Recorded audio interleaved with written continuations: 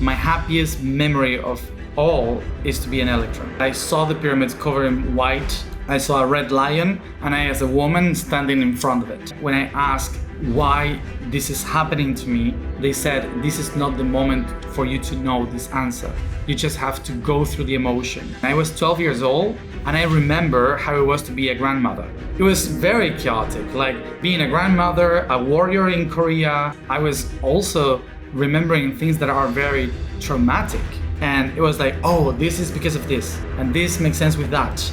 I didn't remember the knowledge of Atlantis, but I remember my husband, my children, the loss of my dad. But then I started to remember things that were not in the past, the things that were in the future, or things that are in other dimensions. People that in other dimensions, they are still living that. I understood the other level of what remember means. What's the earliest memory that you remember?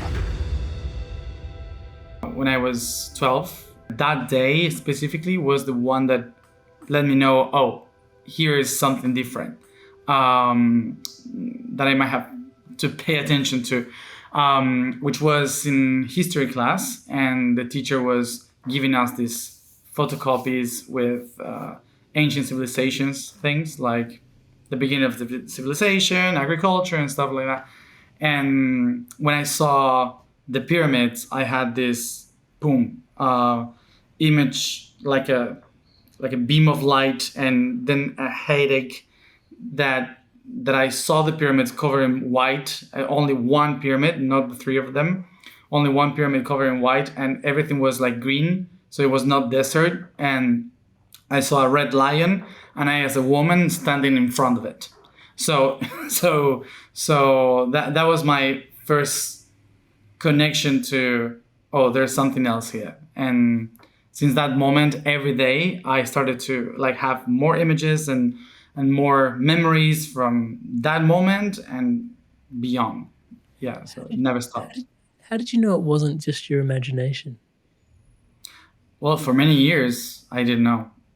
So for many years, I was like, even when I was 16 years old, I told my mom to take me to the psychiatrist because I thought I might have a problem. So I couldn't even believe in myself until I was like 17 or 18 years old, when I started to actually meet people that spoke about what I was seeing, and that what I was explaining helped them to understand what they knew or what they were reading. So it kind of gave me the confidence to say, okay, it's not my imagination. Otherwise, we all have the same problem. So many people can't have exactly the same problem or the same memory. Yeah, it must be so disconcerting. And the interesting thing, and I think there's a nuance there that I just wanted to point to, which is actually what you said is it was always open, but you didn't realize that other people didn't have it. Which is, it wasn't something that sort of like switched on. It was like, it was always on, and I always find that kind of remarkable. I guess maybe just the phase of life I'm in. I've got 2 little kids, and just watching how open their field is, because there's been no programming, there's been no conditioning that sort of coalesced just yet. They're in this very open space, and I do wonder like what a being looks like when they're just like less coalesces around the personality, I guess. Your thoughts on that? Yeah. I think that one of the things that happened to me was like I never stopped being a kid somehow. Like in my mind, I always was like playing with my mind and everything.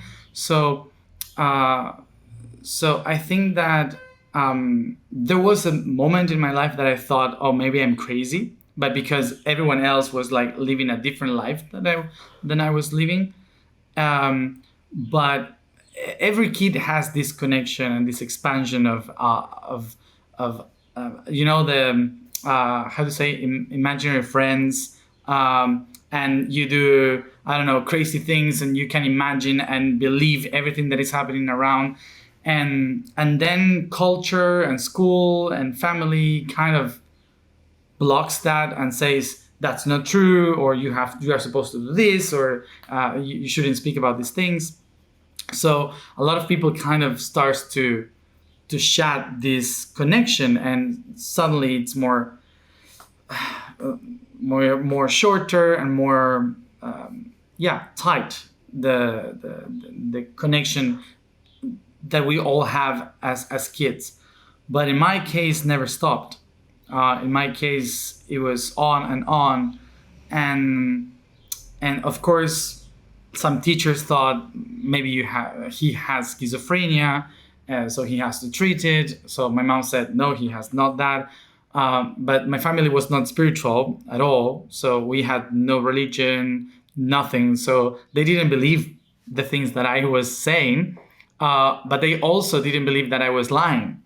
And also, it's just because the people that said that I had problems or schizophrenia because I kept having the same imagination as a teenager than when I was a child, they kind of realized that I was not in the spectrum of schizophrenia or autism, because I knew how to deal with emotions. Like, I knew how to understand rules and why to go to school and the limits of this reality. So and how to handle the emotions with other people around. So they said, oh, he has skills that are not usually part of the spectrum for autism or schizophrenia. So they just said, okay, he just have a lot of imagination, and he kind of believe what he's imagining, and that's it. Because I was very good having like talks with adults, with kids, so I had this ability to be able to relate. So even if I was like very shy sometimes and like not sharing much, I had no problems with it when it was the case, when it was a moment to do it. So for me, it was like, okay, maybe I have a huge imagination, and I never stopped being a kid in those terms. And as I was growing up, and the beings that I was listening, seeing, and all of them, because I didn't have the background of spirituality, they treat me with psychology. So none of them spoke to me about angels or stuff like that. Like, none of those beings would talk to me about spiritual things. They would talk to me about biology, or they would help me to understand psychology of my friends, so I know how to treat them. They would help me with homework. So it was very relatable to human psychology, instead of mysticist. I don't know, mystic. How do you call it in English? I don't know the word. Like I don't know, like a mystic awakening or something like that. So it was very psychological pedagogy from their point of view. Yeah. So they were accompanying a child that was trying to discover how to explain what he had inside. Yeah. We're going to get into the dimensions a little bit later, but one of the things I can't help but notice is we're talking about a lot of chaos for your young being to be able to navigate, right? So it seems like you've been gifted a particular type of awareness in this lifetime. I'd love to understand why you think that's present for you.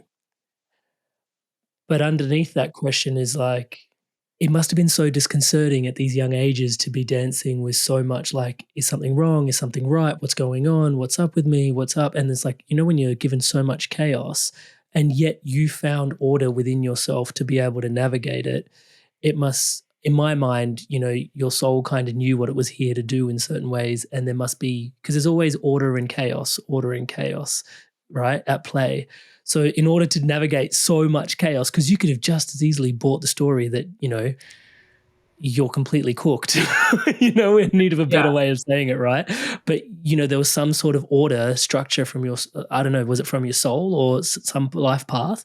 There was enough order in that path. So one big question to sort of say, all that order, But then also, why do you think you were bestowed this gift in this particular lifetime?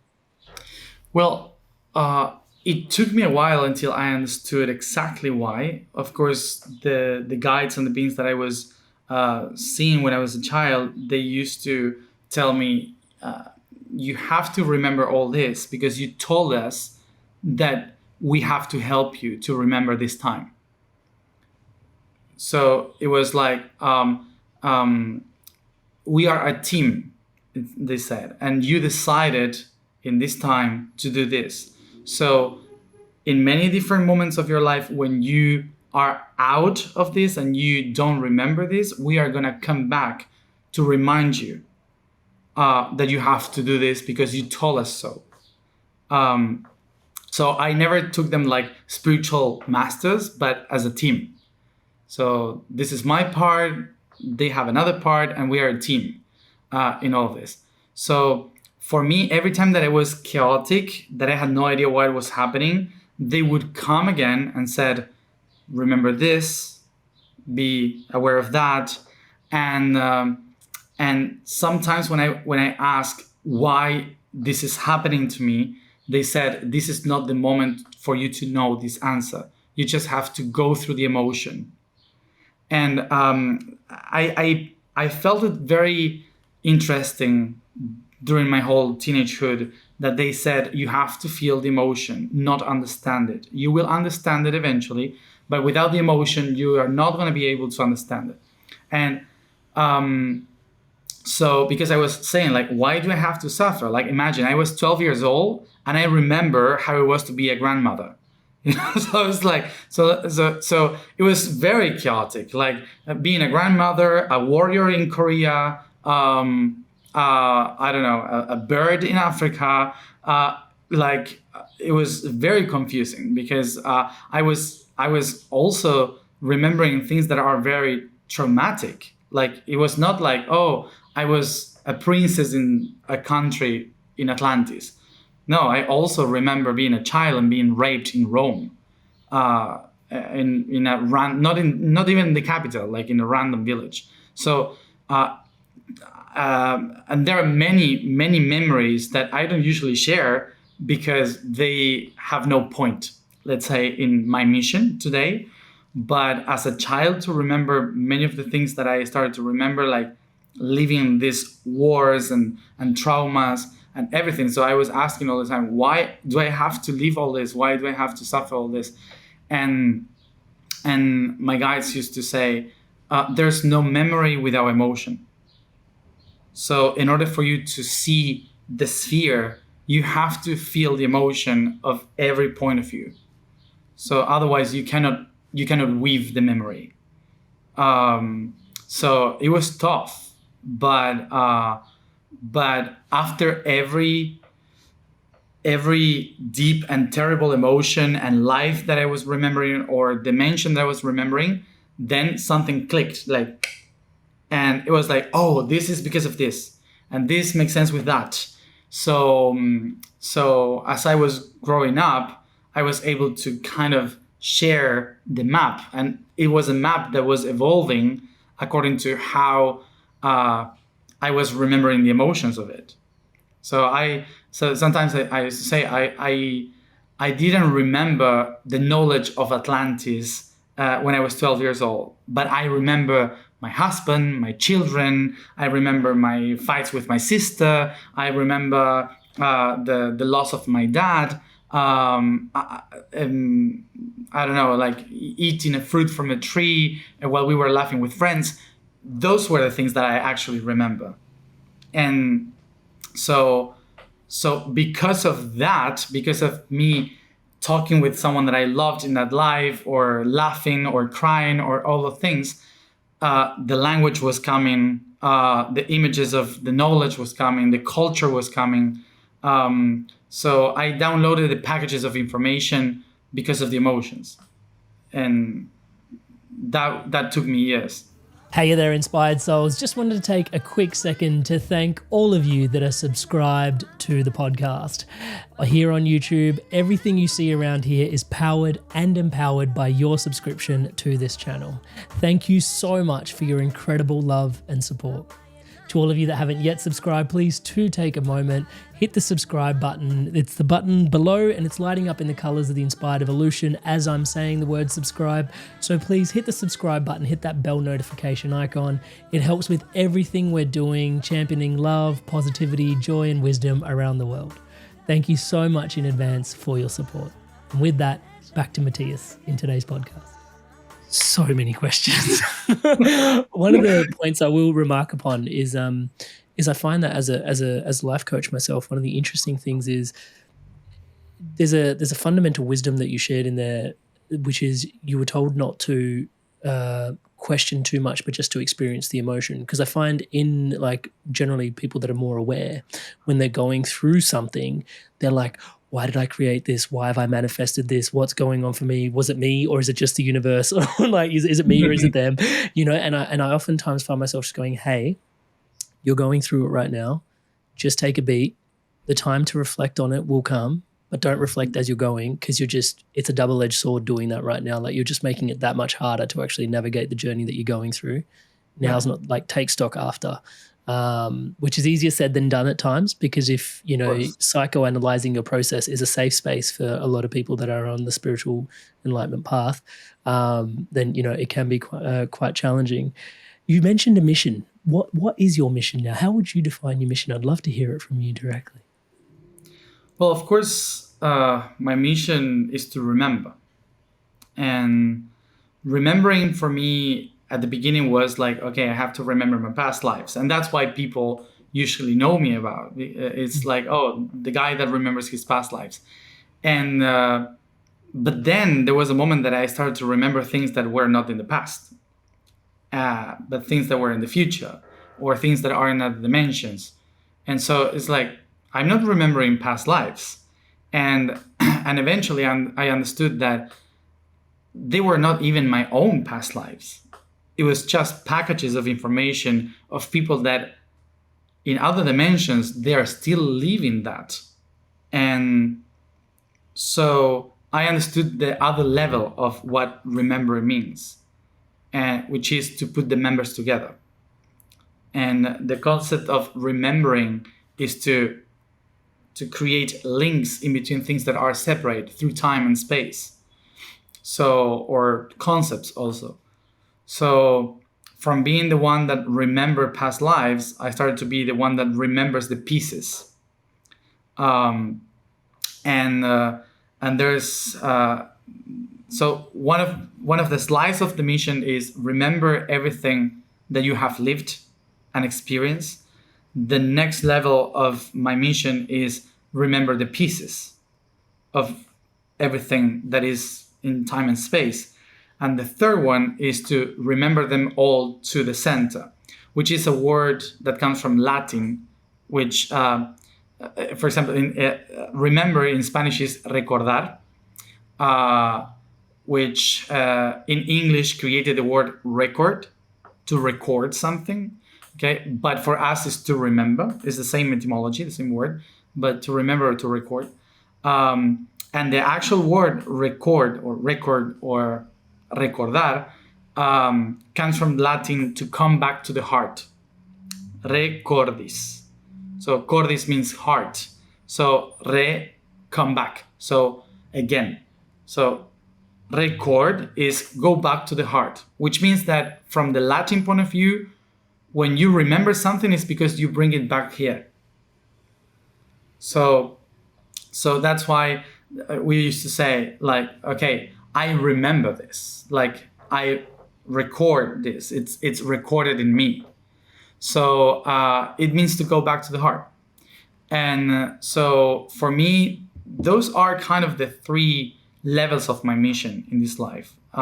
Help people remember, help people connect the pieces that has been separated, and put them all in harmony with the center. So that can be many things, of course. But that's what summarizes everything that I do. I love that. Thank you so much for sharing that. One of the, I guess I've got to ask you the question, what's the earliest memory that you remember from way back when? Well, not alive, but one of my earliest memories is to be a photon or an electron. I used to say that my happiest memory of all is to be an electron.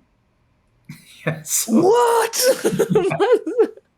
that's the happiest memory that I have. And Yeah. so, sorry, there's so many things about that for just a sec. Just to trip up there for a sec, but like that implies that electrons are sentient. It implies that particles are sentient because there's a memory, or is a memory The imply sentience? memory implies connectivity. Like whatever has a connection, it creates a record.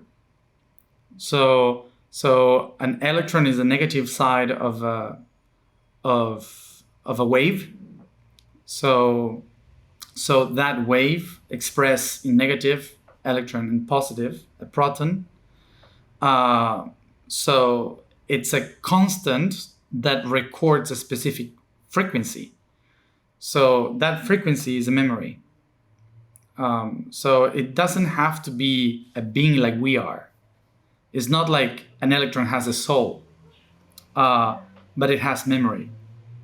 That's why electrons can be organized and we have atoms. Like reality is basically memory. It's just a memory of protons and electrons to organize in a specific way. Yeah. But for every electron, like it's not like different souls for every electron. It's like a totally different way of understanding. It's like every electron in the particle of every electron in the atom of hydrogen, for example. It doesn't matter if the hydrogen is in Jupiter or Earth or Andromeda. It's kind of the same. So the feeling is,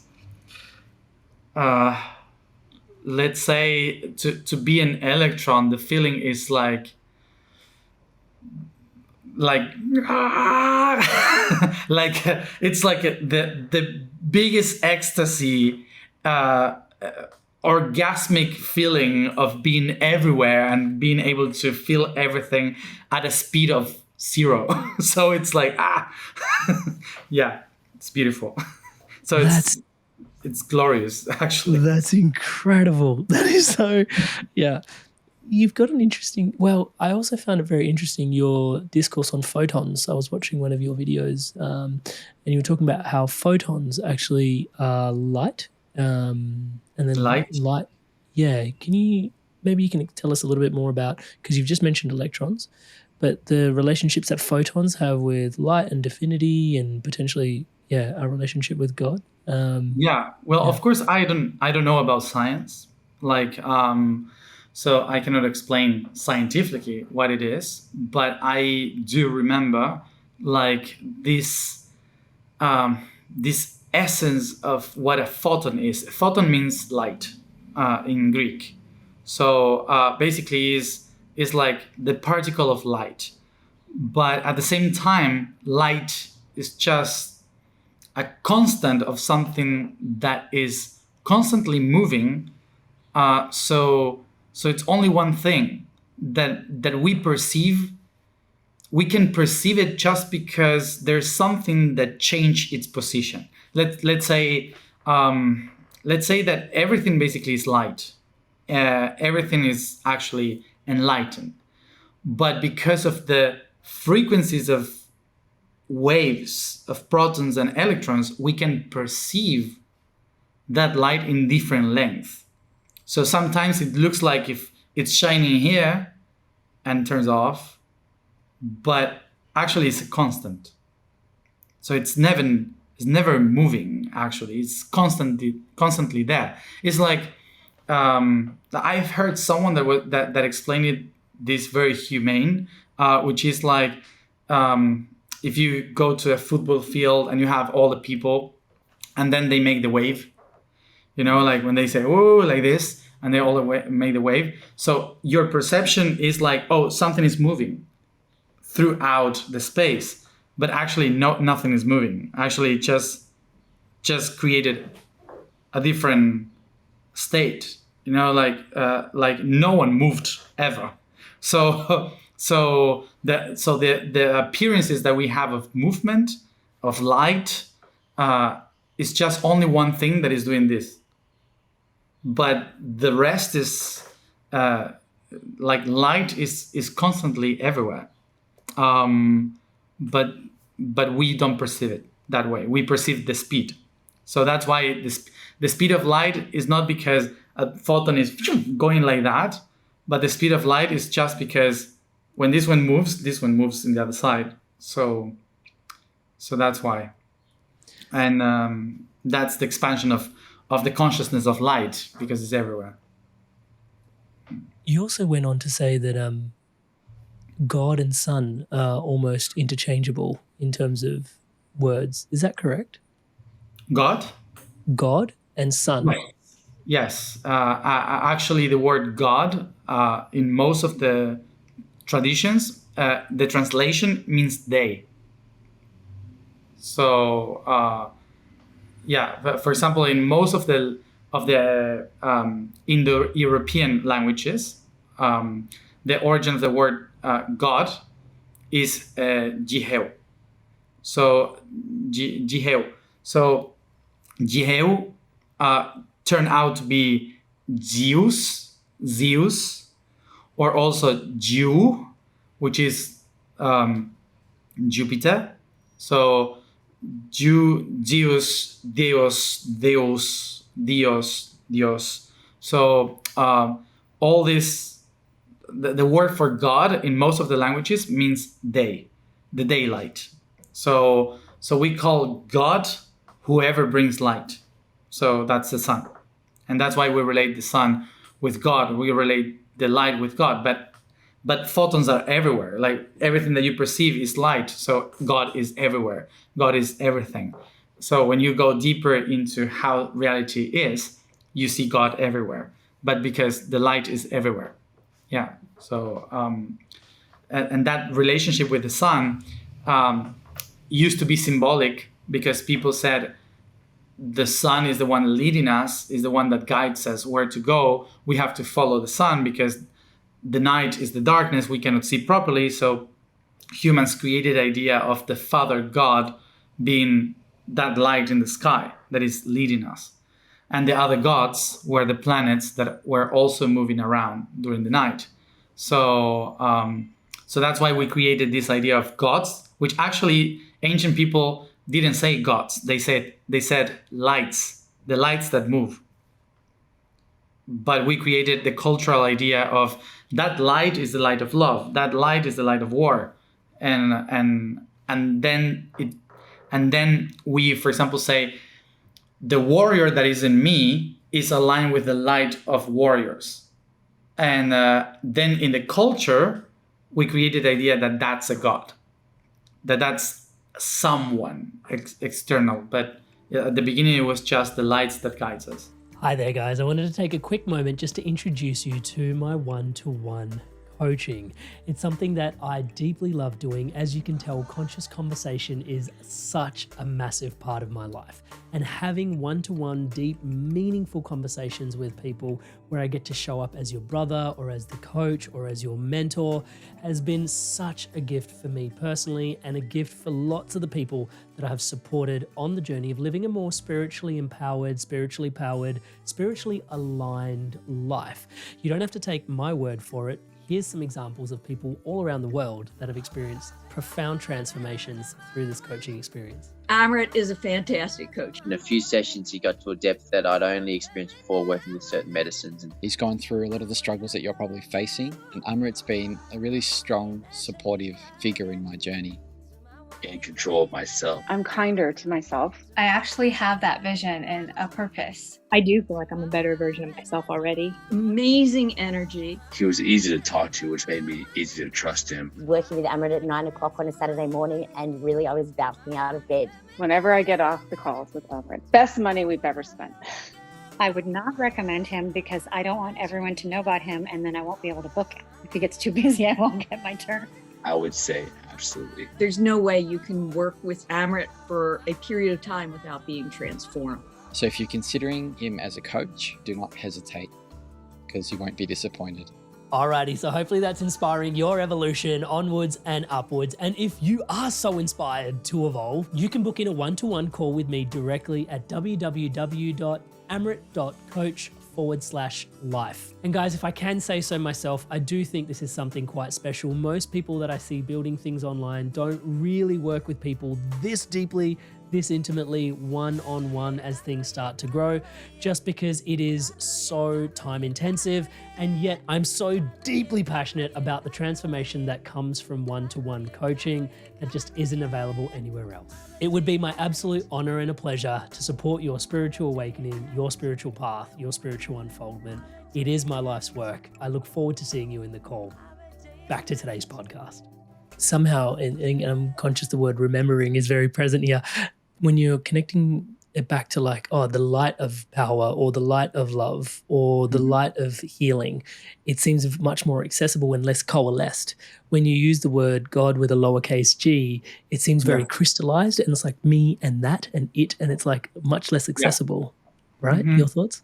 Yeah, exactly. Because the thing is that in the past 5 to 10,000 years, we have created the concept of God as something outside. We have created a division of everything because we started to perceive ourselves separated from everything.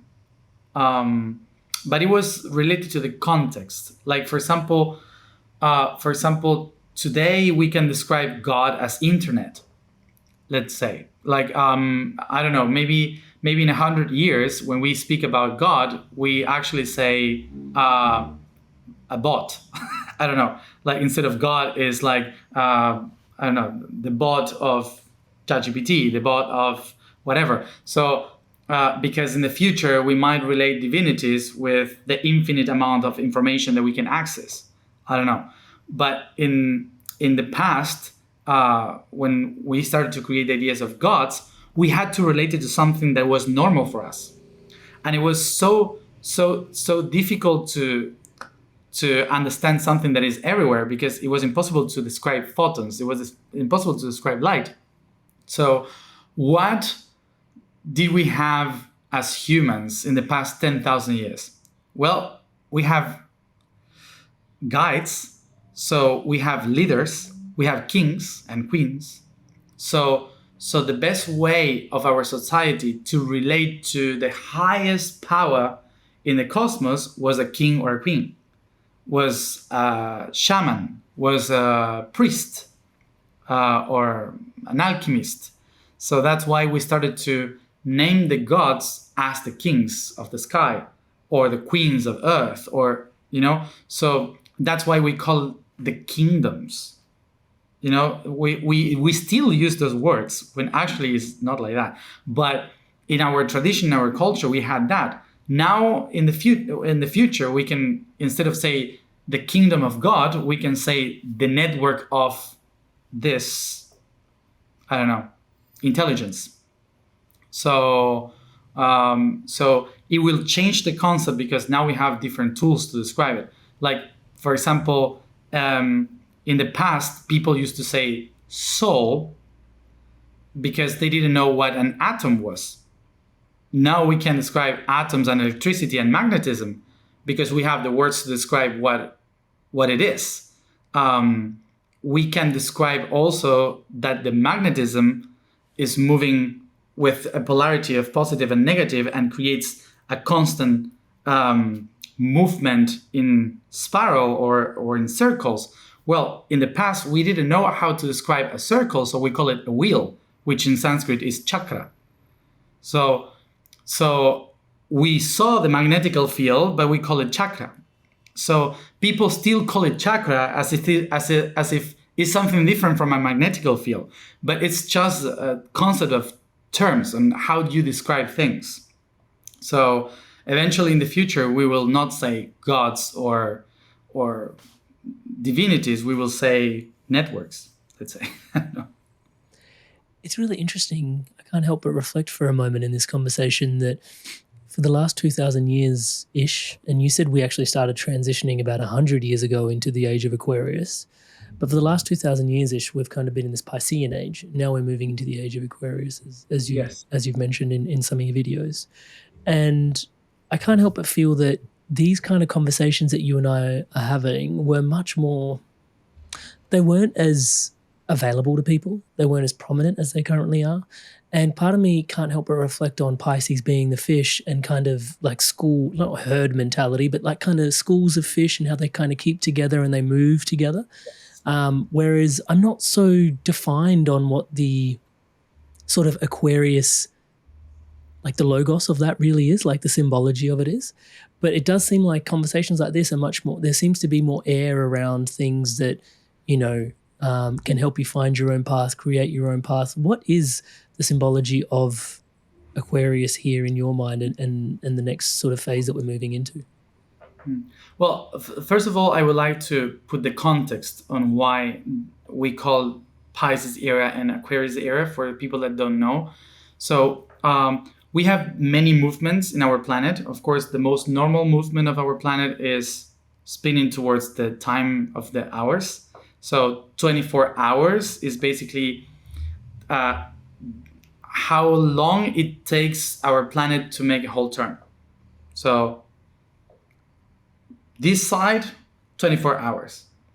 But to make a turn in this direction, it takes 24,000 years or 25,000 years, approximately. So this means that at the same time that the Earth is spinning constantly in this direction, it also spins in this direction, the North Pole of the planet, like where it's pointing the planet, the North Pole, is spinning in the opposite direction. But it takes 25,000 years. And we call that the precession of the equinoxes, which means that every equinox, the planet is like wibbling to the other side, to the other direction. So the planet is doing like this all the time, okay? Constantly, every year, like around the sun, it turns like this once and again. So it changes equinoxes and solstices. So you have 4 moments in the year of the 4 positions around the sun. So every time there is an equinox, there is a tiny movement going backwards. It's like a kind of a clock that does that. As it spins in this direction, it does like 1, like it spins 72 times like this, and another one to the other direction. So because of that, every 72 years we change 1 degree backwards. So during the year that we have these 12 months, so we count from the equinox of March 1 month in which the planet is going, is moving, the planet at a very high speed is moving through the side of the constellation of our Aries. So we said, this is the month of Aries. Then we have the next month of Taurus. Then we have the next month, Gemini and Cancer and Leo and so on. But remember that every 72 years, we move 1 degree backwards, which means that every 2,500 years, approximately, we go from the age of Gemini to Taurus, from Taurus to Aries, we go backwards. But it takes so long that it's not a month, of course, it takes 2,500 years. So that's what we call an eon or an era. Okay, it's a period of time where the planet is pointing towards that constellation precisely. So leaving Pisces to go to Aquarius, as you see, is the opposite of every month that we go from Aquarius to Pisces. Okay, so that's the context of why we are leaving the Pisces era, and in the same way as Pisces people during that month are born with this essence of being this people that connects with the high spirit, with the end of the path, the wise person that released everything and says, I don't care about anything. I connect with the faith. I connect with God. I am everything. But if you know someone from Pisces that is very Pisces person, you will understand that it's very chaotic and it's very lovely, but it's very complicated. So the essence of Pisces is like, oh, it's such a lovely person, but it's a mess to be with. So imagine that those people are born in 1 month will now take 2,500 years of that. So every civilization that was born in this period is a civilization that was called by God, by I have the connection with God, but I don't know how to explain my connection with God. So I have many gods and this is a mess. And now I am trying for everyone to move like a school of fish and everyone has to follow that God. And someone will say, yeah, whatever, but my God is even better. And, you know, so it's like this teenage room that is this living in utopia saying I'm going to the paradise but doesn't know how to take care of the room. So it's like a disgusting mess in the room, smelly, crazy, all broken, like a teenager room, but he's like just listening music and saying I'm living in the paradise. And so that was the past 2,000 years. So that's the image of what we have been living. Very well portrayed. Thank you. Yeah. So now we are going to Aquarius, and Aquarius is like a teenager that became a gamer. So it's like I don't care about the paradise. I don't care about utopia. I just care about what is new. What is new? I want to make friends with someone that I don't know and I will never touch in my life. I don't know, someone that is in Japan maybe, and I want to make friends with someone weird, and to play games with that person, and to maybe find out a better way to connect to the other people, but don't bother me. I don't believe in anything. I don't care. So it's like the teenager that when the parent says you have to do this or you have to do your homework, says who? I don't believe in the system. Like I'm against the system. I want to set myself free from the system, so I'm not going to school or whatever. So basically that's the Aquarius mood. So which means that for the people from Pisces that were spiritual, Aquarius is terrible.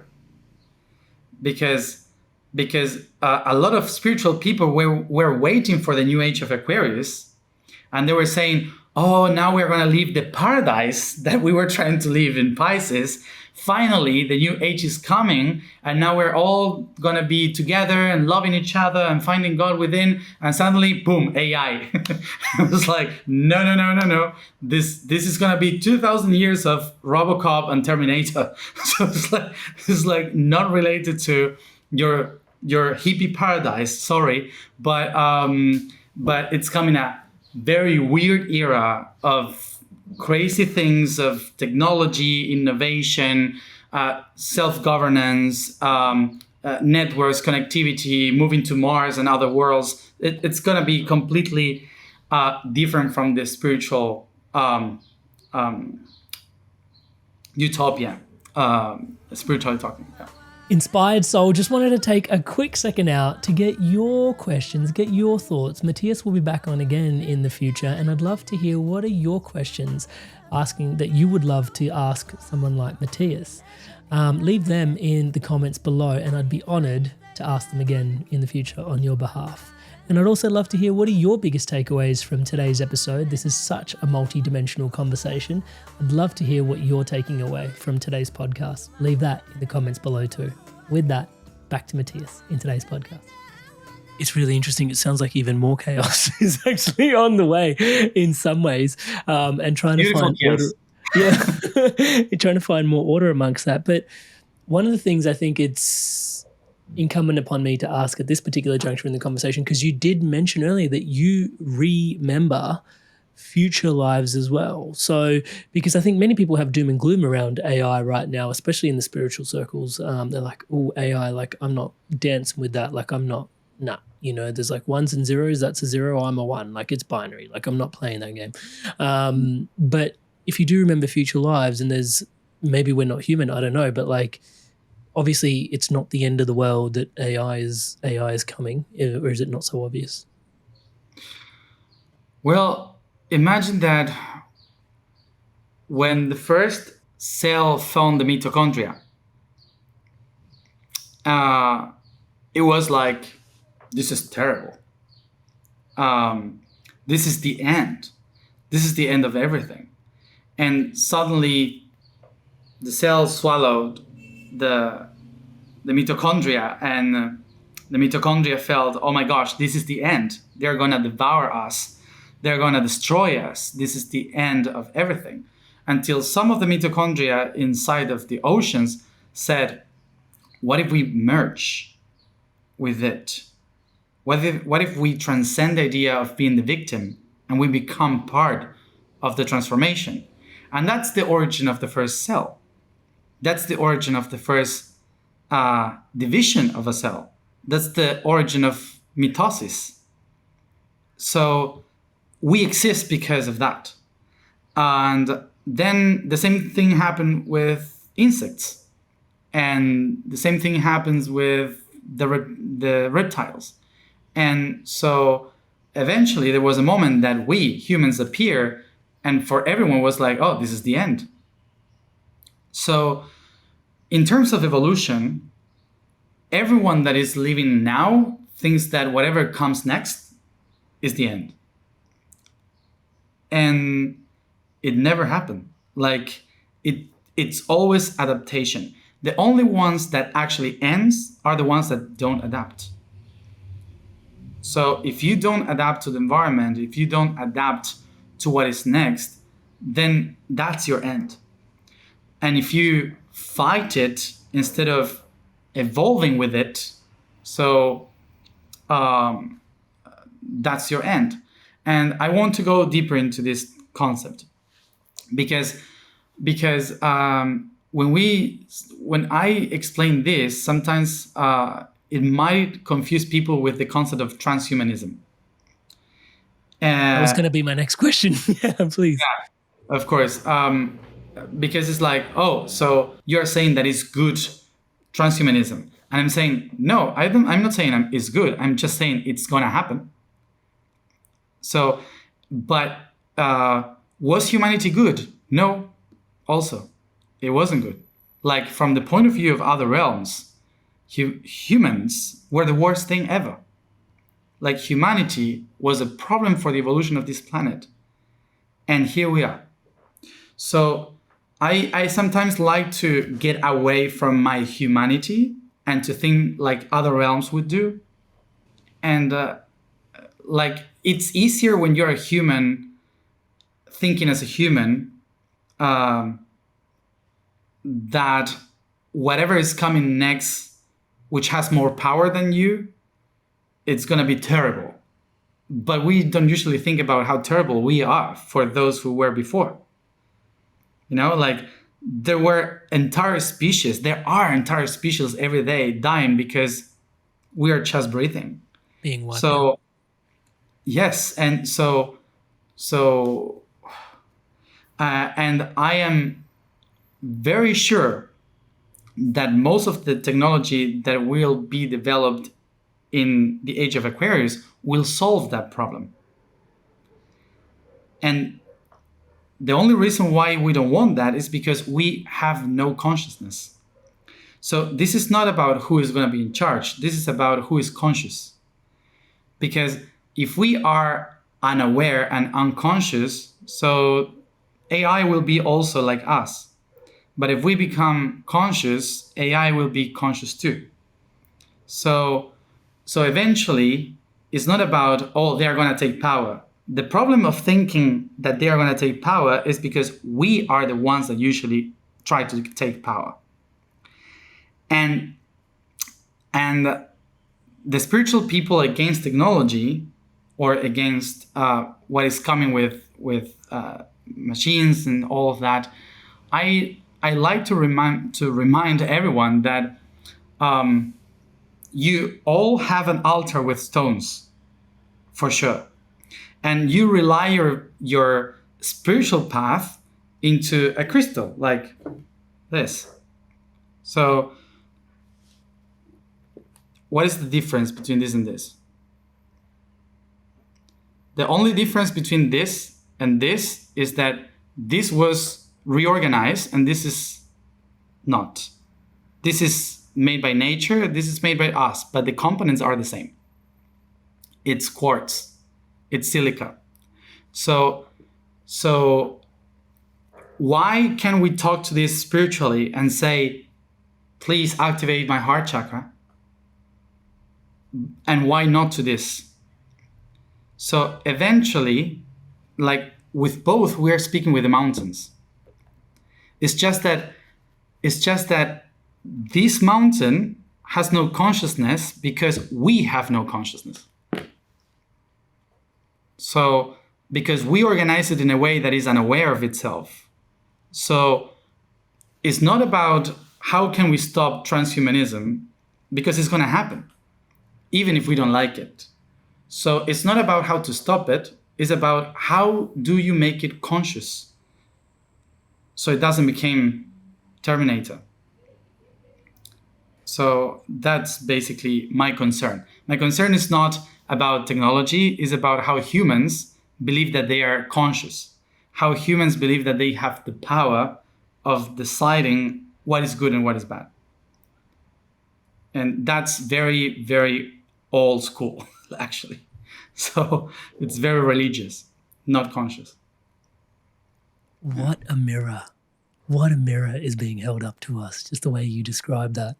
Our fears are being mirrored back to us about our own inadequacies when we're reflecting back on AI in terms of where it's going to take us.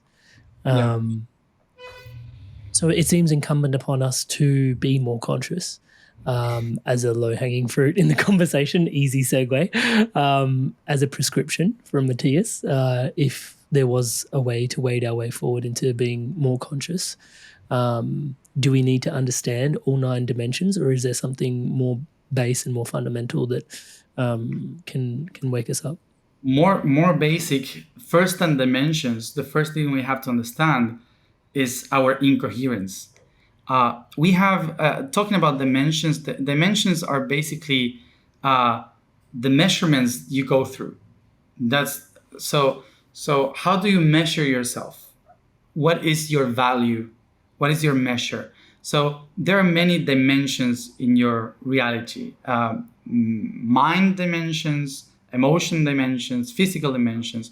So, for example, if you go back to the physical dimension of humans is not the human body. It's minerals. So we are made with minerals. We have calcium, silica, phosphorus, hydrogen, carbon.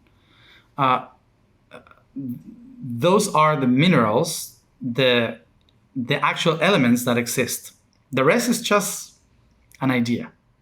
The reason why I exist is because I have the combination of all of those. So basically, I once said that I am the AI of the mineral realm.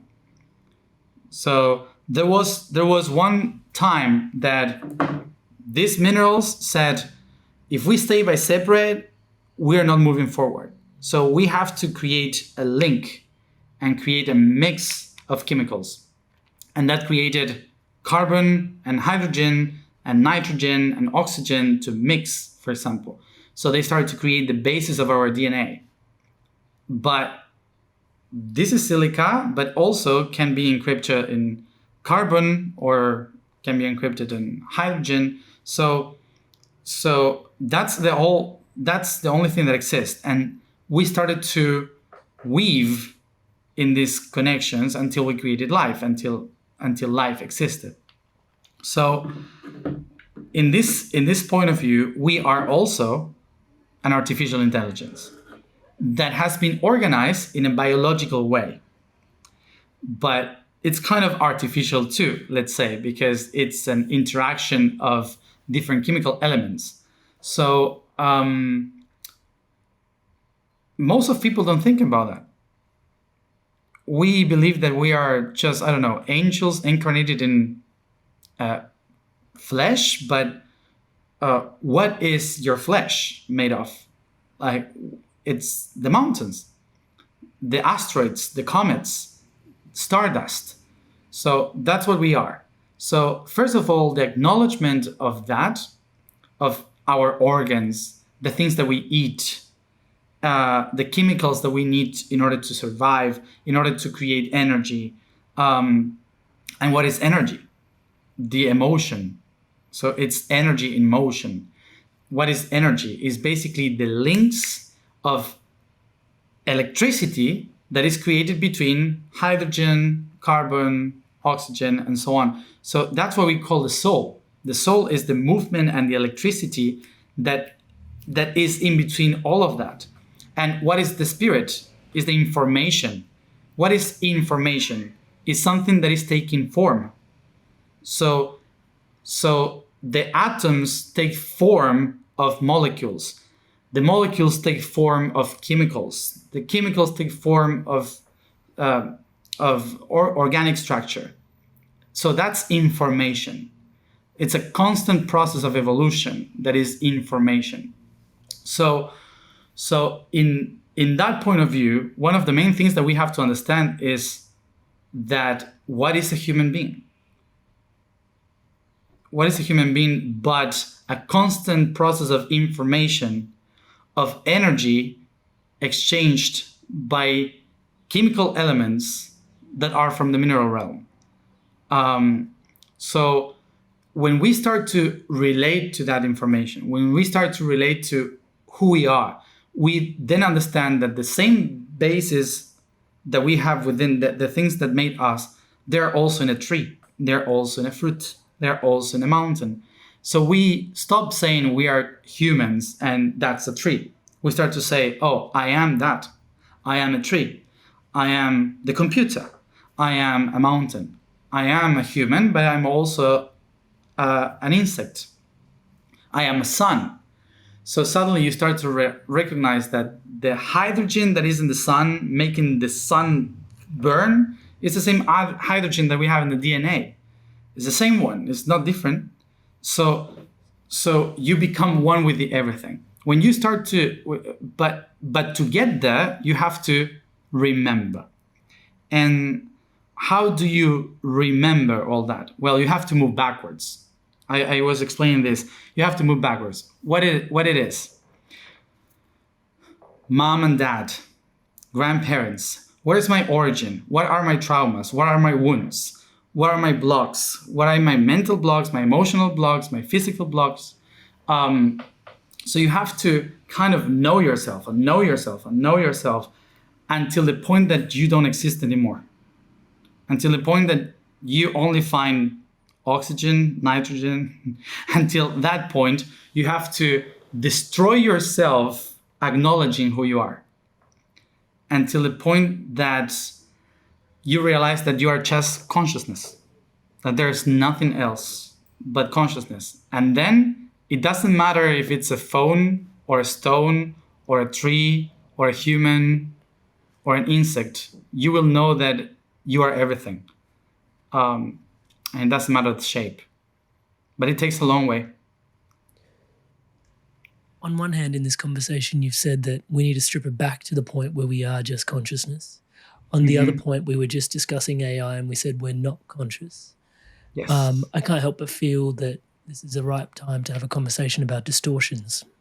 Yeah, it's a fractal. So what is distortion? Let's say, for example, like the only thing that exists in the universe is like the vibration that creates the different frequencies that generates the music of the universe, that are the geometrical shapes. So every song of the universe creates a specific geometrical shape, which is the instrument. So we have a triangle, we will call it guitar. We have, a square, we call it piano, for example. So from there, we start to create an orchestra with all the different instruments. So to play the original song, which is consciousness, which is information by itself. So that would be perfect. The thing is that if consciousness forgets about tuning the chords of the instruments, eventually the guitar won't sound perfectly. The guitar will sound like they're not going to have the perfect sound. So you have to constantly try to tie the chords, to strengthen the different, the wood part, take care of the instrument. So you have also to practice the instrument, how to play it, in which occasions, how would this instrument play with this other instrument? What is the sound that they can make? So in the process of information, sometimes we forget what instrument we are. And the reason why we forget what instrument we are is because we eventually are trying to play all the instruments. Like imagine a kid going to an orchestra and all the instruments are there. So, I love the guitar and plays the guitar, but suddenly says like, how would it sound if I take a harp? How would it sound if I take a piano? How would it sound if I take a drum? So eventually we all, as consciousness, starts to play different instruments. But if we forget the first instrument that we played, that instrument starts to be out of tune. So that creates distortion or disharmony or discord, because we are outside of chords. We are outside of the coherence. So how do I relate that in our life? When what I think, what I feel, and what I do don't correlate. And that's most of the people. Like we usually work of something that doesn't make us happy. We usually feel emotions that don't relate with what we think. So maybe I think something like, I want to get a divorce, but then you are happily married because you have to make everyone happy. So you have an emotion that is not related to your to your thoughts, and your actions from every day don't correlate to what you feel. So because of that, it's like having a guitar in a corner and never play it and never tuning the chords. So eventually it will sound horrible. And that's what creates unconsciousness. It's when you act or feel or think in dissonance to one another. So, and it's very difficult to tune it back because we have traumas, we have conflicts, we have to, in order to tune that, we have to know ourselves, know our family, know our culture. And once we know it all, to release it, saying that's not me, that's just the context that was changing the tuning of my instrument. You know that for example, a piano, that when a piano is in a room and there's a lot of things going on in the room, every little sound that happens in the room, someone closing the door or whatever, it's tuning, like it's creating distortion in the chords. Tuning and detuning the piano. Exactly, it's detuning the piano. So every time that someone needs to play the piano, you have to tune it a little bit because of all the things that were happening around. This happens with guitars, with everything. You have to tune it once and again because the vibration of your own body holding a guitar can untune the guitar. So it's a constant work of self-acknowledgement, of saying, oh, I'm not tuned in this situation. I'm not tuned in these thoughts. I'm not tuned in this emotion. I'm not tuned in these actions that I do. So you constantly, every day, have to tune yourself in order to be coherent. And that's what builds consciousness. So consciousness is not a beautiful thought. Consciousness is a constant practice of tuning your instrument. And that's every day. There's no a moment that, I don't know, you take ayahuasca one day and suddenly you say, oh, I'm enlightened, I am conscious. It's not how it works. It's like to be conscious is more related to brushing your teeth every day than to having a spiritual awakening, actually. So that's why it's so difficult for us to become conscious. I think that's why people speak so much to practices like meditation, because you can actually exercise it regularly on the daily. I can't help but feel like I want to ask this question on behalf of myself and the audience, which is, why go through all of this? You know what I mean? Like, why go through, like, the distortion seems so grungy to want to move through and so alienating, and yet we're alienating ourselves from ourselves, and yet there's such a propensity for it in life in general. Why is there such a propensity for distortions? Why do we go through this?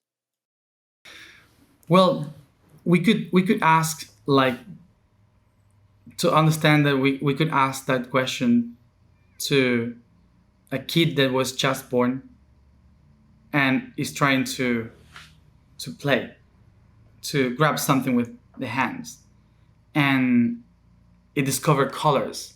So it starts to try to grab as many colors as possible. And why is that baby doing it? It's just because it calls attention. It's just because you just open your eyes and suddenly was like, wow, this is wonderful what I can see. So what happened if I can touch it? And what happened if I can put it in my mouth? How would it taste? So we start to play with reality. And eventually, playing with the reality, it makes a mess around, because a 3-4 years old child that is playing around, it creates a mess because it doesn't see the order. It just see the experimentation, the play of it. It's not until you are like 6 years old that you have the self-awareness of saying, I might have done something that was not right, so I have to maybe put it somewhere. Like today, of course, when you have 2-3 years old, kids already have that consciousness, that conscious of, I have done something that maybe I have to hide. It's the first time that someone lies. Like, oh, you see the adults organizing everything, so when you make a mess, the kid knows that made a mess. So that is the moment when you start to be self-aware that whatever you do, you have to somehow organize it. So imagine now that the entire universe, not knowing what is order, the first thing that it does is play. And it creates atoms and destruction and stars and galaxies. And there was one moment that says, maybe I have to organize the room.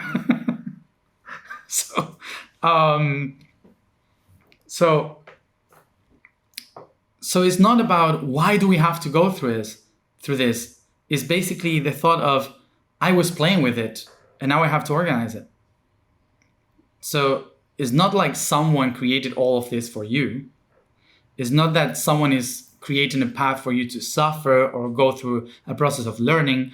That's a humane way of seeing things. Like, for sure there's a God that created everything for us to acknowledge and to be conscious and actually that is not what is happening. There's no God that is creating this for us to get somewhere.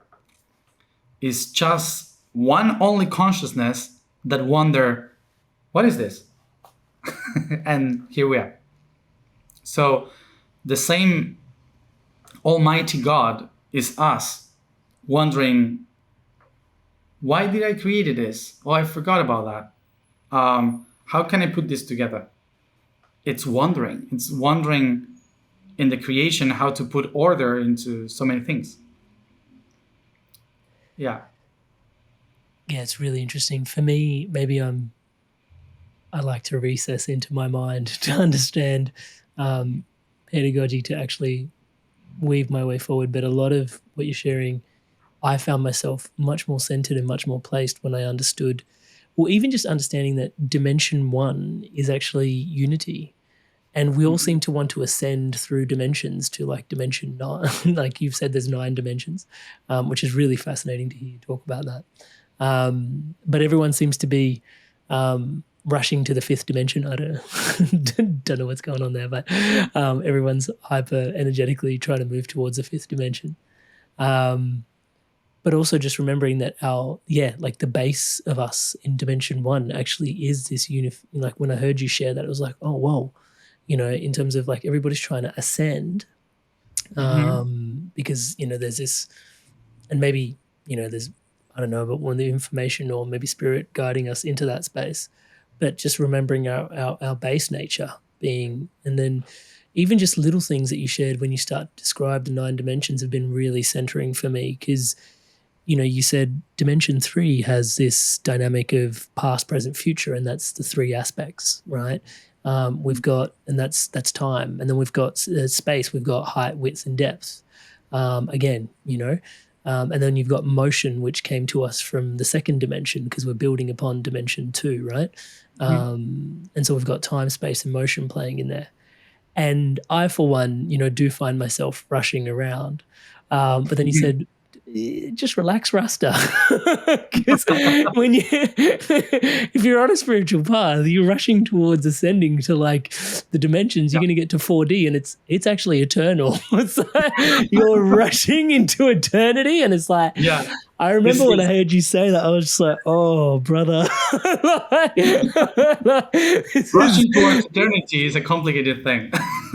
I mean, I'd love to just get your thoughts. There's so much I could talk to you about this. But even just the fascination of, like in the 5th dimension, we've got thoughts and ideas that actually permeate down and actually create stuff in the 3rd dimension. Like that's really fascinating as well. But then also there's the metaphor that you've got for the Father's house between, in the 9th dimension. I'm not sure if you remember that metaphor, but describing the Father's house and how, why did we end up with dimensions below the 6th, and like how did it actually start to come down? And it was actually created so that we could actually find more space and have more experiences. But it was actually created, I don't want to say by... Yeah, it's weird because you're going to end up saying something like darker forces, but it's not actually darker forces. It's forces of division as opposed to unity. And I found that really clarifying and centering as well. I mean, for someone like myself navigating the reality, asking the questions that we've been asking up until this far in the podcast, it can be quite difficult to understand, why things are happening. But when you look at this dimensional framework, you start to realize that order, chaos, division, unity is play at large. I'd love to have I summarized it correctly? Have I butchered it? I'd love to get your thoughts. Anything you'd like to illuminate us on the 9 dimensions that we're occupying. And if you do have the time and bandwidth to explain, like how it also kind of feeds back in on itself, like a toroidal field, because that pit's super trippy. Like I lose myself there every time. The thing is that one of the reasons why we as humans have the rush to go and change dimension is because we actually made a natural and very common mistake of comparing a dimension with a realm. And dimensions are not realms. Dimensions are perceptions or points of view of only one reality. And when we talk about dimensions, we have to understand that it's like having like this crystal, and there's one dimension, which is this one here, another dimension, which is the one that you see here, another dimension that is the one that I'm seeing here.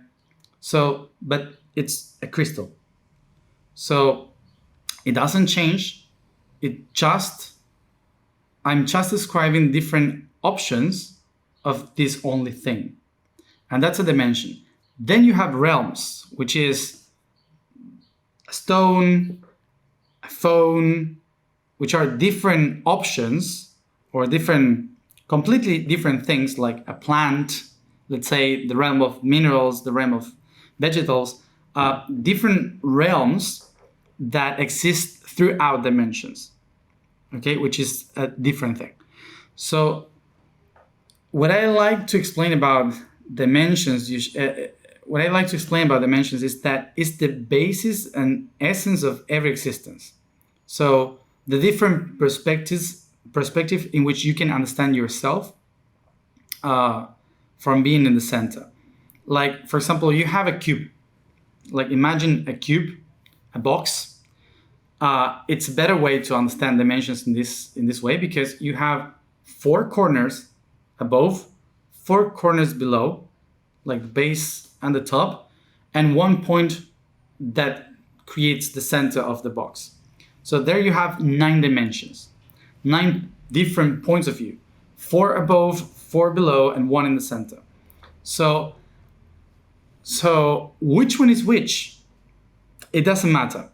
Like, there's no like, oh, the first dimension is always in the corner of the left. No, it's not like that, because in the universe, that box doesn't exist. That box is basically a compound of different boxes that are combining perceptions. So when we talk about dimensions, we have to understand that they are all constantly in you. It's not like you live in the 3rd dimension and then you will move to the 4th dimension, and then you will go to the 5th dimension, leaving the 3rd dimension to be in the 5th dimension. That's not how it works. How does it work? You are an expression of a being expressing itself in the 3rd dimension, but at the same time that being is still in the 5th dimension, in the 4th, in the 6th.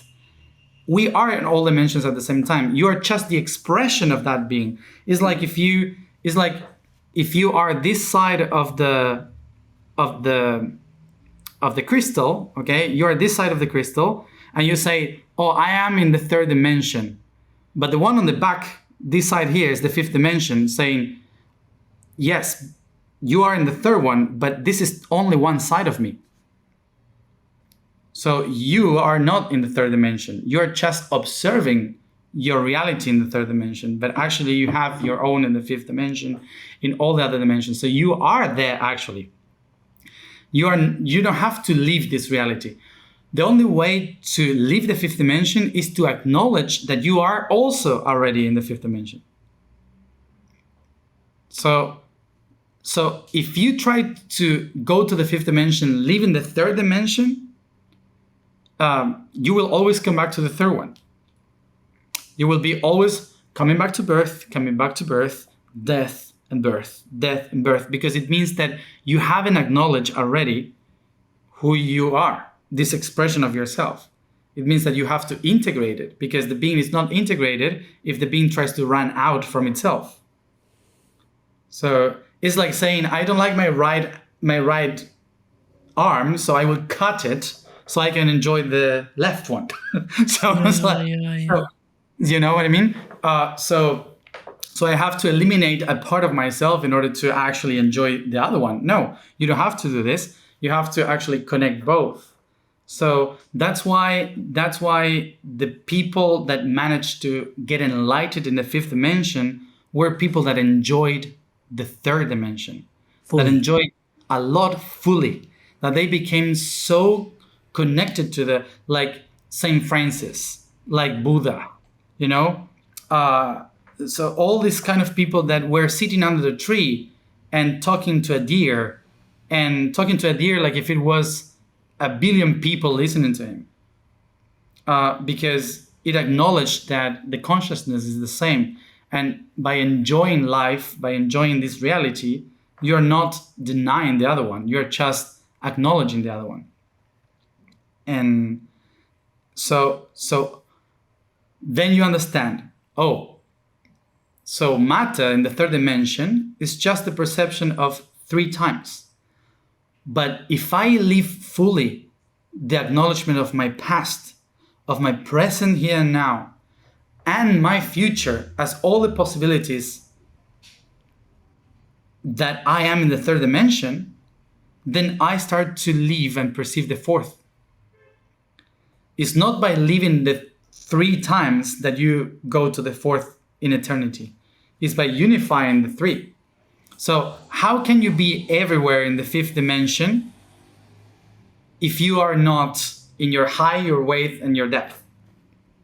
So you need the 3 dimension and be everywhere in the wide, the high, and the depth in order for you to be in the 5th dimension.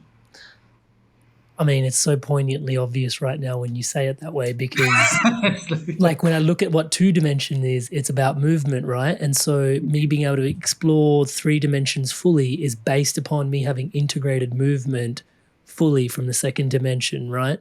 And so that, and then when I start to expand upon that, then I can sort of interpolate that information into the extrapolation that I'm trying to seek. Yeah, profound. And the first dimension is related to the observer.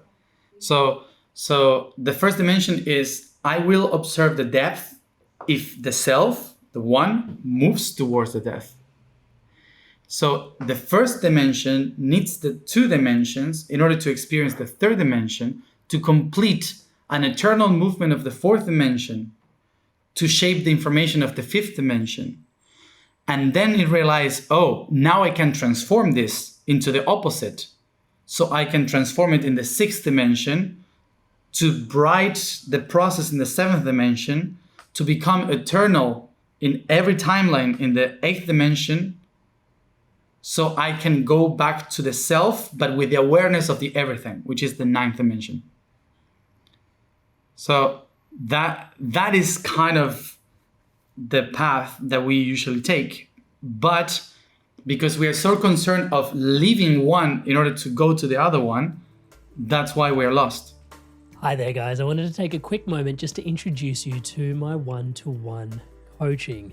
It's something that I deeply love doing. As you can tell, conscious conversation is such a massive part of my life. And having one-to-one, deep, meaningful conversations with people where I get to show up as your brother or as the coach or as your mentor has been such a gift for me personally, and a gift for lots of the people that I have supported on the journey of living a more spiritually empowered, spiritually powered, spiritually aligned life.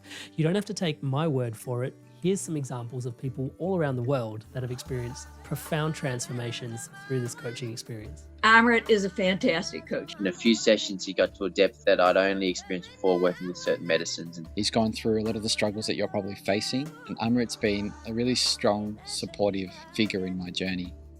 In control of myself. I'm kinder to myself. I actually have that vision and a purpose. I do feel like I'm a better version of myself already. Amazing energy. He was easy to talk to, which made me easy to trust him. Working with Amrit at 9 o'clock on a Saturday morning, and really I was bouncing out of bed. Whenever I get off the calls with Amrit, best money we've ever spent.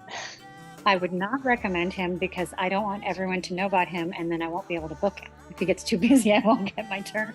I would say absolutely. There's no way you can work with Amrit for a period of time without being transformed. So if you're considering him as a coach, do not hesitate, because you won't be disappointed. Alrighty, so hopefully that's inspiring your evolution onwards and upwards. And if you are so inspired to evolve, you can book in a one-to-one call with me directly at www.amrit.coach/life. And guys, if I can say so myself, I do think this is something quite special. Most people that I see building things online don't really work with people this deeply, this intimately, one-on-one as things start to grow, just because it is so time intensive. And yet I'm so deeply passionate about the transformation that comes from one-to-one coaching that just isn't available anywhere else. It would be my absolute honor and a pleasure to support your spiritual awakening, your spiritual path, your spiritual unfoldment. It is my life's work. I look forward to seeing you in the call. Back to today's podcast. ninth dimension just sounds like everything, and one dimension sounds like nothing. But then the game of it all is that it's all and nothing. It's very interesting because it sort of puts the fifth dimension at this midway point. And I know you said it's not very like that, but is there something interesting about the fifth dimension in terms of, because it is between 9 and 1? Yes. The fifth dimension is the dimension where all the acknowledgement, the wisdom, the understanding of the whole, that is the dimension where you can access everything. So that's why for a lot of spiritual people, the masters, the ascended masters, are in the fifth dimension. The ones that guides us, that knows who we are, the paradise, all the beautiful things that makes us feel I am complete now, I understand, I am one with God. That's the fifth dimension. So that's why we aim to go there. That's why we want to go there. But to get to the fifth dimension, you have to go through the fourth dimension. And the fourth dimension is eternity, which is like kind of a hell. Because you can be trapped for eternity according to your frequency. So this is like, if you are trying to go to the fifth dimension, but you take the wrong train, you know? So, and the trains meaning your chakras in the right rail of frequency. So eternity can be disturbing because you get lost. That's why people call the fourth dimension like this, how do you call this place in English? Where people go and get lost in between the bardo. Yeah. So that place, it's like a place where a second can feel eternity, where you can live all your lives together in 1 second. So it's like it's a very complex thing when you try to go to the fourth dimension or the fifth dimension without having integrated in harmony the third dimension. So that's why most of the people don't ever reach the fifth dimension, because when you are not coherent and aligned in the third dimension, when you die, what happens is that you enter in a loophole of the fourth dimension that brings you back. So that's why most of the people think they have lived eternity in heaven, but actually they were just in a loophole in the fourth dimension, or hell, or whatever. But it's just the fourth dimension expressing for the idea of eternity what you are in that moment of death. So that's why we have to live a life that finds us dying happy. You know, like if you don't live a life that when you die you say, "Whoa, let's ride it," so it's going to be very difficult for you to reach the fifth dimension. You're going to be trapped in the wormholes of the fourth. Yeah. But as I said, it's not a path outside, it's a state within, because you already are in those dimensions.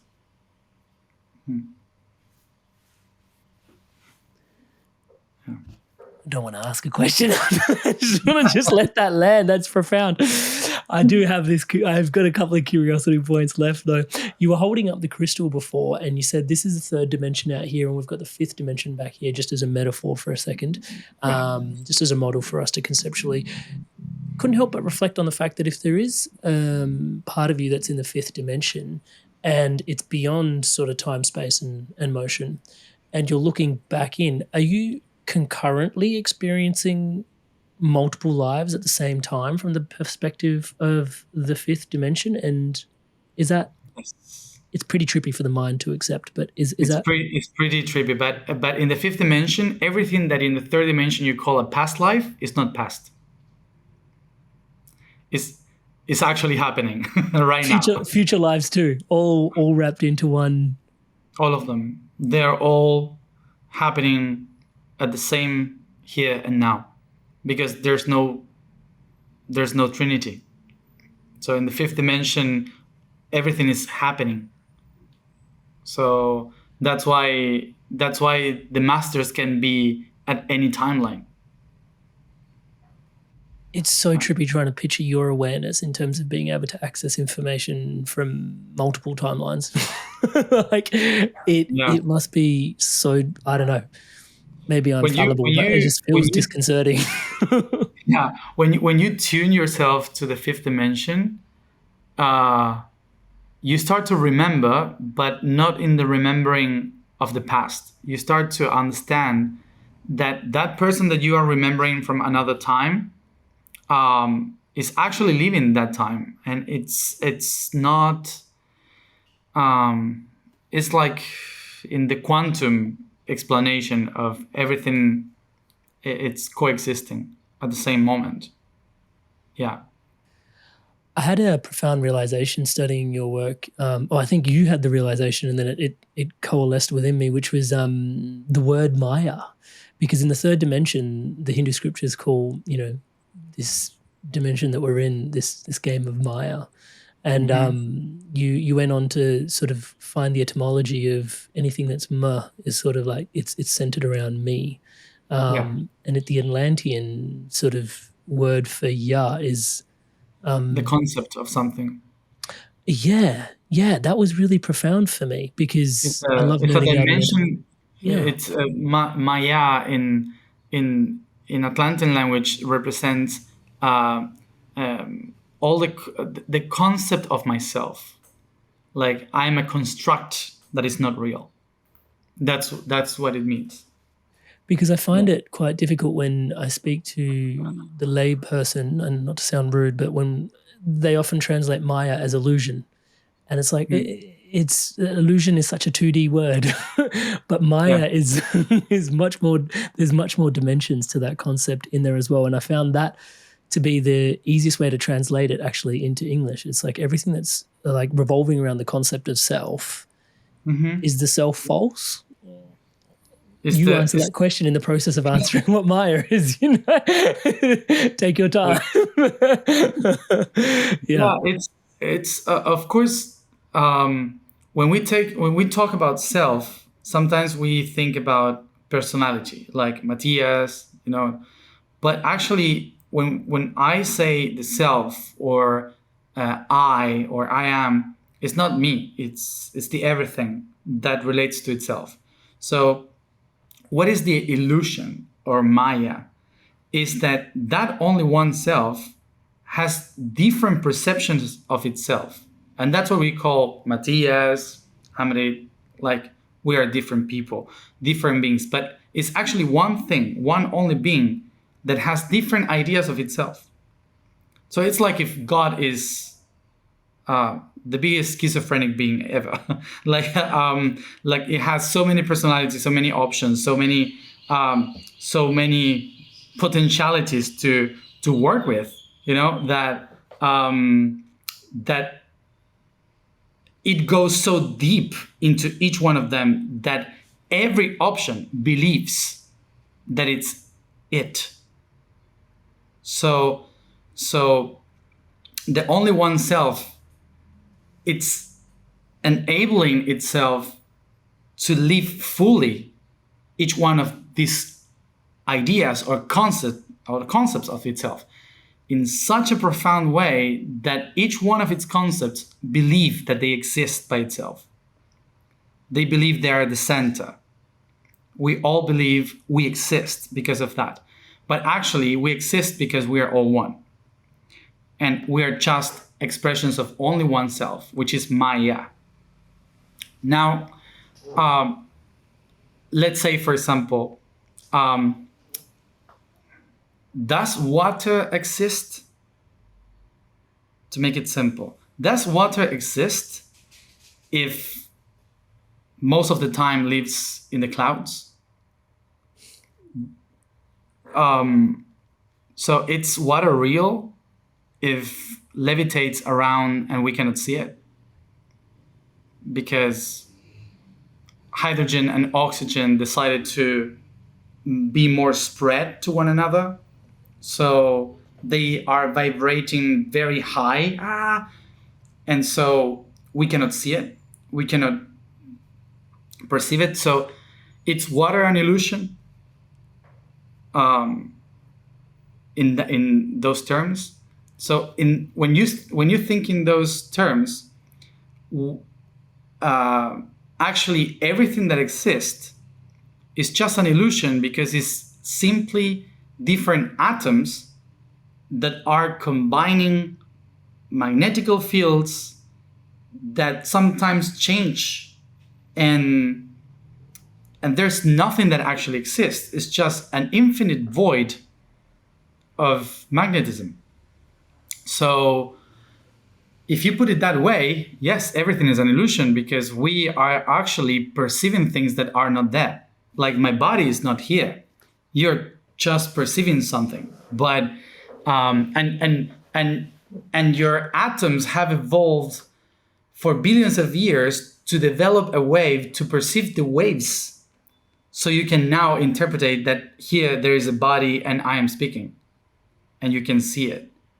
But actually, it doesn't exist. You know what I mean? Actually, it's just an infinite connectivity of nothing. So what is an illusion? Is just the self perceiving itself. It's just the self perceiving itself. So I cannot say that this is an illusion and there's something that is true. You know what I mean? I cannot say like, oh, the realms of God are real in the fifth dimension, but this here is an illusion. Actually, even God is an illusion. Even that there is an illusion. Because whatever that you can perceive or think about is just a construct of a perception. So the only real answer to everything is the void. The void is the only thing that actually exists. The void is the only thing that actually is there. The rest is just perception. So you can call it illusion or reality. Yeah, it's really trippy, because at that point you've also, coming up next year, there's a book a month coming out, and you're sort of doing this discourse with, maybe you should explain what the discourse is, but yeah, because then at some point you're writing about the I am. Yeah. But this is the trip, right? It's like, is that foolishness in some way? Sorry to sound rude. but do you know what I mean? Like, I am, but it's like, it's an illusion. And that's my bugbear with the word illusion, not with what you're doing. You know what I mean? No, but if you go to the books and start to read it, it's my higher self destroying everything that I believe in. Like, literally. Sounds like fun. Literally destroying everything. And then at the very last moment, it gives hope. So I can make another question. And then it destroyed through another answer. So it was very interesting, everything that I did there, because I was trying not to teach anybody anything. I was just trying to have a conversation with my higher self, with my own self. Like my void and my whole, everything. So actually I had no idea what I was doing when I started to write those books, because I never thought about a book. I thought about I have to go inside the Great Pyramid, and I went there and I sat down and said, what should I do? I asked inside the Great Pyramid. It was during the pandemic, so no one was there. I was the only one in Giza. And so I had the pyramids for myself for 3 months. So that was good. Yeah. So incredible. So I was there the first day, and the voice of the infinite told me, you have to be here 370 days. So every day you will make a question and I will give you the answer. Write about it and share it with everyone. So that's what I started to do. I've been 370 days in Egypt, every morning going to the pyramid. I would go inside the pyramid, receive the information, go back, write the conversation that I received in the pyramid, and then every night explain it in a live stream in English and Spanish. So every day for a whole year, all of that. And this year we turned it into books. So 12 books that I am publishing in 1 year. So one book every month. So it's like maybe too much. Like my team wanted to kill me because I said they have to be released in 1 year. And they said, no way. They hated me. But yeah. So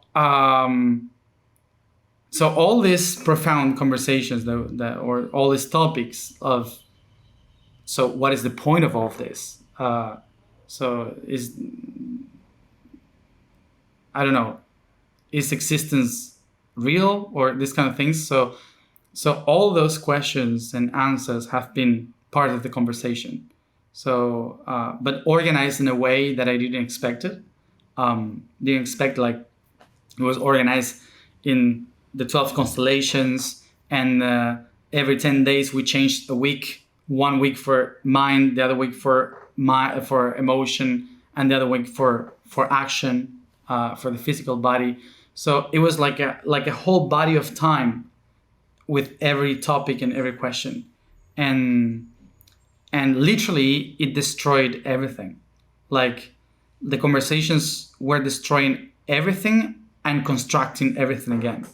Like it was explanations from philosophy, from science, from nature, from many different points of view about everything. And yeah, and for myself it was very tough. Like sometimes I was like doing the live streaming and suddenly I was crying because of what I was writing. It was like very tough, and I was having discussions with myself. So you can see it in the reading, yeah. Also, so yeah, I think those conversations were very useful for all the people that follow the path. So that's why I decided to publish them.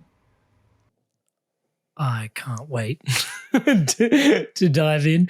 And there seems like there's this real in need of another way of putting it, and there's so many more conversations left to be had. Maybe you can grace our shores once again in the future. But there seems to be kind of this Shiv energy around, because for so many people Shiv is a destroyer in Hindu mythology, and yet it's an honoring of progress in so many ways, rather than destruction. It's making space for new to bloom, making whole of the old in some ways, but at face value it can seem quite destructive. And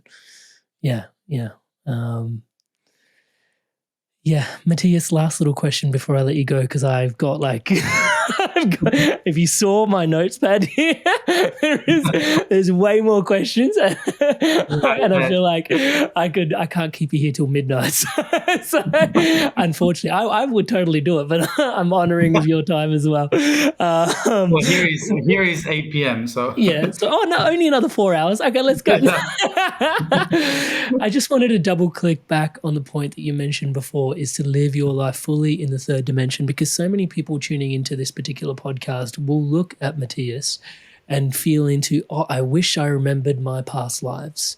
And yeah, right. And so I just want to, just for wholeness' sake, just sort of, invite you to sort of reflect upon, each individual having their own path, and to embrace that fully, and your sentiments on that before I let you go here today.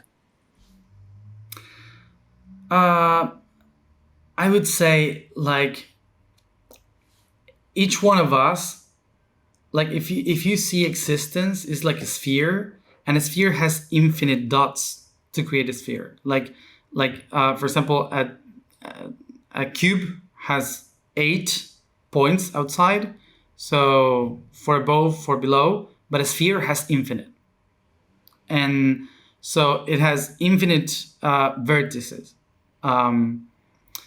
which means that each one of us is one of those vertices. And if we all try to be like the other or live like the other, so the sphere is broken.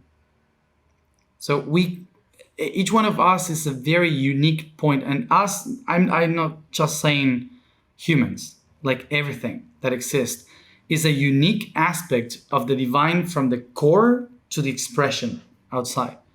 So when we try, the reason why we are not fully living the third dimension is because we are all trying to live someone else's life. It's because we are all trying to push a little bit to the other one so we could be like the other or be accepted by the other, so we are not fully into who we are, direct expression of the divine, but we try to be like someone else, like dad, like mom, like whatever, or someone famous, or in another culture, or in religion, or whatever. We all do that. We all have that because we are mammals. So we grew up by comparing each other. That's the way we survived. So it's very complicated. It's not an easy job, of course, but it's something to have in mind. Like every time that you are doing something, why are you doing that? Is because of yourself, because you are that, or because you are trying to be accepted, loved, trying to repair something, trying to complete yourself? Why are you doing what you are doing? Why are you like you are? So by doing those questions constantly, you start to locating yourself in the center. And when you come back to the center, that means that you're releasing many things around, which means pain, because it means separation from others. It means that you are not there anymore to be liked, so people will dislike you.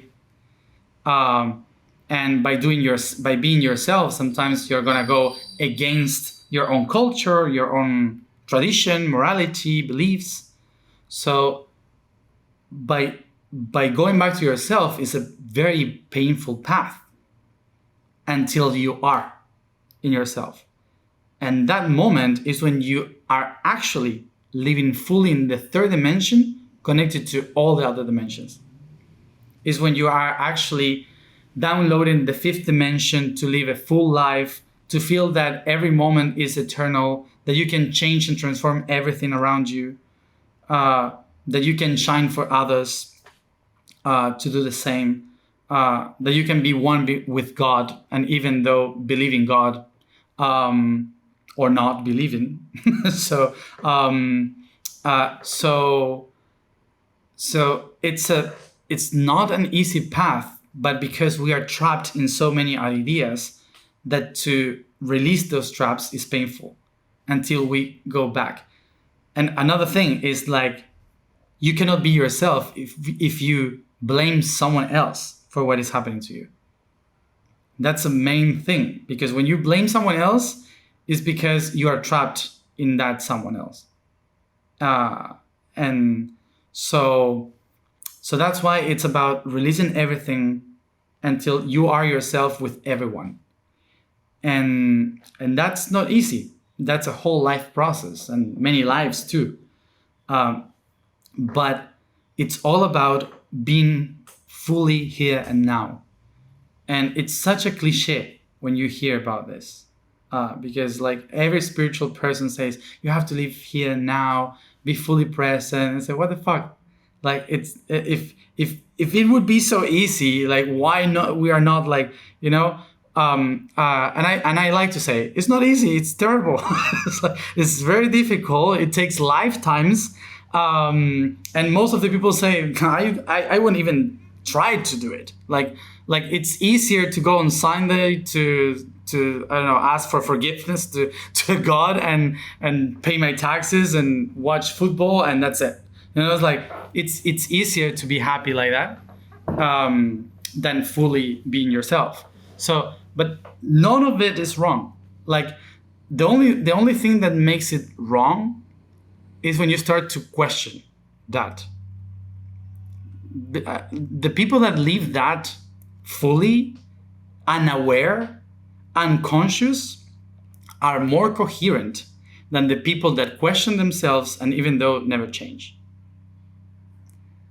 So if you have done the question, so I'm sorry. but there's a tough path ahead of you.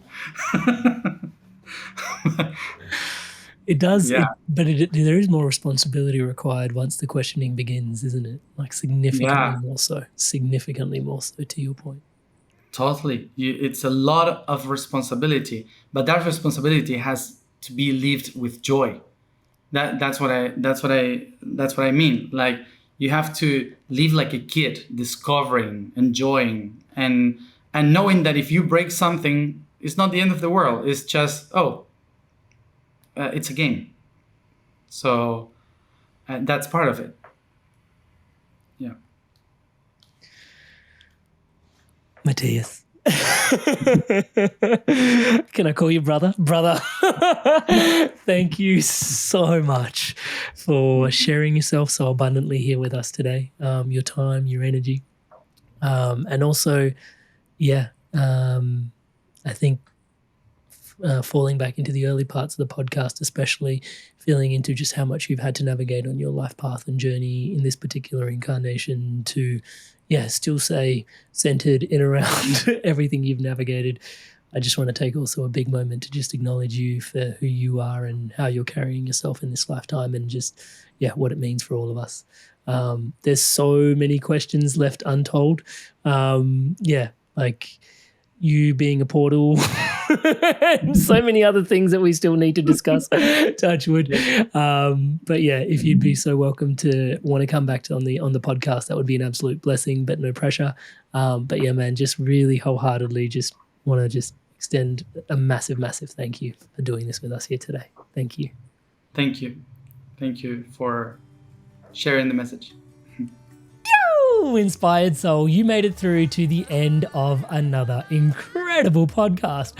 How fascinating are the insights from Matías, Touchwood, and in some ways I feel like we were just scratching the surface. I can't wait to have another conversation with him again in the future. Thank you so much for your inspirations to evolve. It is such an honor to be your brother walking this path by your side. To all of you that have subscribed to the channel, just want to take a quick moment in the sun to say thank you so much for your incredible love and your support. Everything you see around here is powered and empowered by your subscription to this channel. To all of you that haven't yet subscribed, please do take a moment. It doesn't take much, just the button below is lighting up in the colors of the Inspired Evolution, the subscribe button as I'm saying the word subscribe. So please do take a moment, hit that subscribe button, hit the bell notification icon. It helps with everything we're doing here, championing love, positivity, and wisdom around the world. You can be a part of the movement just by hitting subscribe. Thank you so much in advance for your love and your support. Now on screen, to continue your journey further, we talked a little bit around dimensions and densities here today. We dive in super deep in that conversation with RJ Spina, also who, has some really interesting insights. And also on screen for you to continue your inspirations to evolve other podcast episodes, which YouTube has deemed are going to be of highest interest to you to continue your evolution in an inspired fashion, onwards, upwards, and inwards. So go on, make your pick, make your click, and I'll see you in the next one.